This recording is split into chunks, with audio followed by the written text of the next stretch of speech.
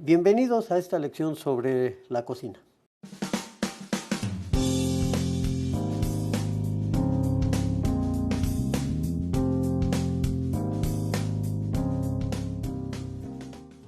Las proteínas son polímeros, es decir, compuestos de cadena muy larga que están hechos a base de monómeros que conocemos con el nombre de aminoácidos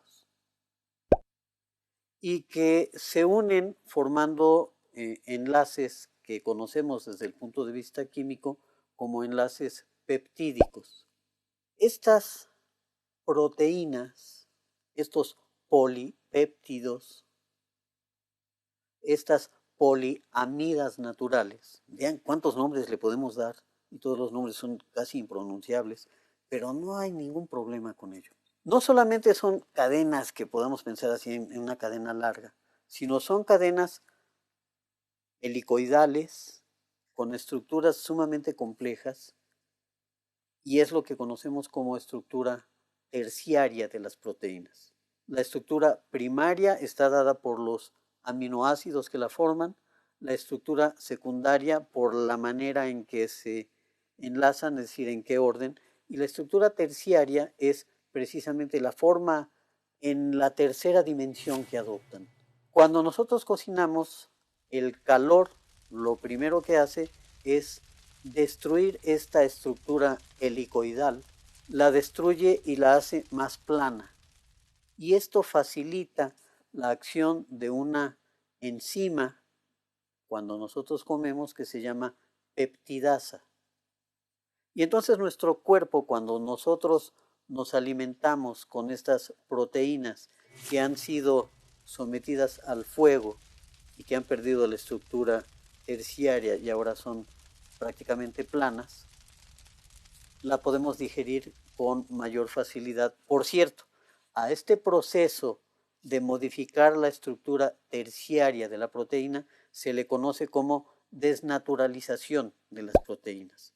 Y no solamente se consigue a través del fuego, también se consigue, por ejemplo, cuando cambiamos el pH de una solución donde se encuentra alguna proteína disuelta. Si nosotros tomamos un buen bistec y lo ponemos en una parrilla caliente y solamente le ponemos sal, el olor que percibimos y el sabor que vamos a detectar es completamente diferente a si 2 horas antes de poner esa carne en la parrilla, la dejamos en contacto con una mezcla que contenga vinagre, jugo de limón, un poco de agua, pimienta, sal y algunas hierbas interesantes que pudieran ser, no sé, laurel, lo que conocemos como una mezcla para marinar.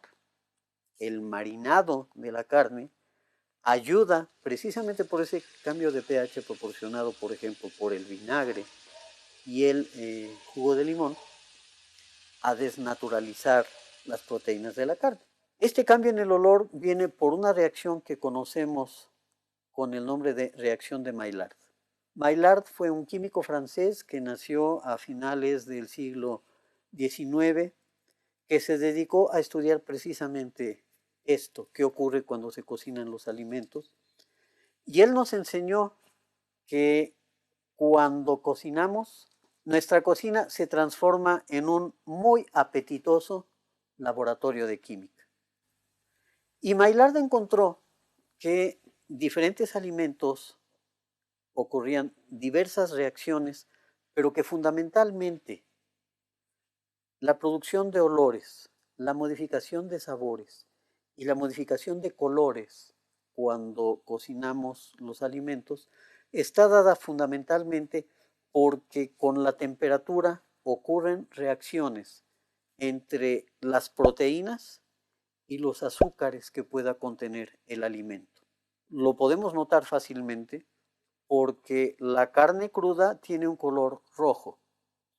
Cuando nosotros cocinamos la carne en una sartén, adquiere una tonalidad café claro, en una sartén con aceite.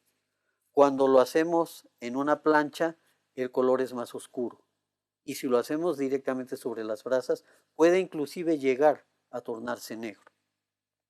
Esto es porque las reacciones son más intensas, ocurren más reacciones cuando la temperatura aumenta. Y de repente nos podemos preguntar, ¿y qué pasa si en lugar de carne, que es un producto rico en proteínas y bajo en azúcares, utilizo algo al revés? Utilizo, por ejemplo, un vegetal que tenga pocas proteínas y muchos azúcares. Bien, en ese caso también ocurre la reacción de Maillard. Obviamente va a ser menos intensa, pero sí hay un cambio en la textura y en el sabor. No es lo mismo comer chícharos cocidos en agua que chícharos salteados en mantequilla. No solo por la mantequilla, sino porque la textura del alimento va a ser diferente precisamente por la reacción de Maillard. Este asunto de la reacción entre proteínas y azúcares es importante, pero también podemos trabajar directamente con los azúcares sin proteínas. Y es algo que conocemos mucho y que utilizamos mucho en la cocina, lo que llamamos el proceso de caramelización. ¿Qué implica la caramelización? El calentamiento de azúcar para producir compuestos nuevos. Cuando hacemos un flan y hacemos el caramelo para bañar el flan y acentuar el sabor dulce, lo que estamos haciendo es una reacción de azúcares. ¿Qué le ocurre al azúcar cuando lo calentamos? Bueno, sabemos que los azúcares se les conoce también con el nombre genérico de carbohidratos. ¿Esto qué quiere decir? Que hay una relación directa entre los átomos de carbono y lo que pudiéramos considerar moléculas de agua en esos compuestos, en los azúcares. Entonces, al calentarse los azúcares, lo primero que ocurre es que empiezan a perder agua y después empieza a haber reacciones. Las reacciones en diferentes moléculas de azúcar que han perdido agua empiezan a dar color. La intensidad del color depende del tiempo que dejemos y de la temperatura que se alcance y del tipo de azúcar.